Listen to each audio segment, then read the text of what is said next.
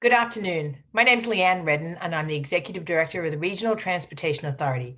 I'm sorry I couldn't be with you all today, but appreciate the opportunity to update you on the continued progress of the RTA's COVID recovery strategy and for our regional transit system. Since October last year, we have been executing a three-step strategy to sustain service through and recover from the impacts of COVID-19. We completed step one in December with our board's approval of the 2021 budget. The budget was passed with a $50 million gap, reflecting the need for additional funding to avoid severe service cuts beyond those that Metra and Pace had initially made at the start of the pandemic.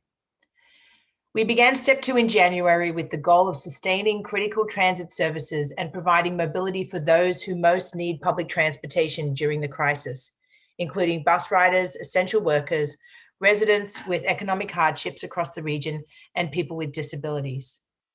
Gratefully, a combination of federal relief funding that passed in December and better than expected sales tax means that the region will have enough funding to close the 2021 budget gap and avoid further cuts.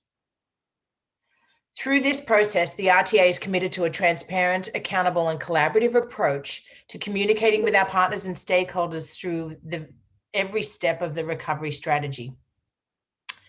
Just as we are completing the allocation of the December relief funds, President Biden signed the American Rescue Plan Act of 2021, a $1.9 trillion COVID relief bill. In its final version, the legislation contains approximately $30.5 billion in relief funding for transit agencies nationwide. And early estimates suggest that the greater Chicago urbanized area is likely to receive about $1.5 billion in formula funding. Now that the allocations for the December relief funding are completed, and with the knowledge that the American Rescue Plan funding is on its way, we'll be able to take a collective pause from focusing on filling the 2021 budget gaps. So next, we look forward to beginning work on step three of our recovery strategy, the development of our regional transit system's next 5-year strategic plan.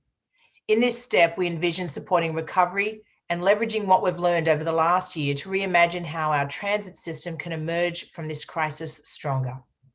We hope to kick off engagement around the strategic plan this summer, and we look forward to engaging with this organization and audience, as well as other partners across the suburbs. We know from our analysis that suburban ridership has continued to depend on the transit system throughout this crisis. And we know that in addition to continuing to provide service to these riders, adapting to the changing needs of those who are transitioning back to commuting or those whose commuting patterns may have permanently changed is critical to the success of our system and the region's economic recovery. We look forward to working with all of you in the coming months and years on how we can most effectively do this. Thank you for engaging in this important topic today.